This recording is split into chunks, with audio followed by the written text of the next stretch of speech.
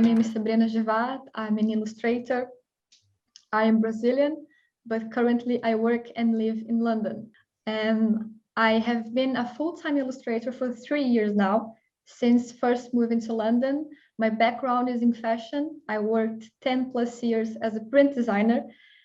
This change happened quite naturally. I always loved drawing. I did prints for the love of just making stuff with my hands, using colors and expressing myself. Most of my work currently comes from the editorial market, so mostly books and magazines. When it happened, I never had the intention of becoming a book illustrator, but when I got my first book project, it just made so much sense. Something just went like this in my head. I was like, this is it.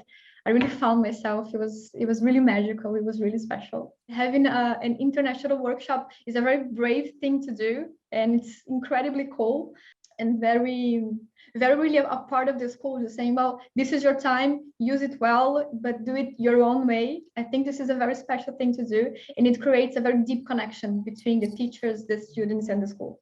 The workshop I'm teaching, we are designing the process of conceptualizing a book illustration. So we're creating in our heads a visual directory of a lot of words and stereotypes and gestures and everything you can use to tell a beautiful visual narrative. I really wanted to say how impressed I am by the students. The work is really, really good.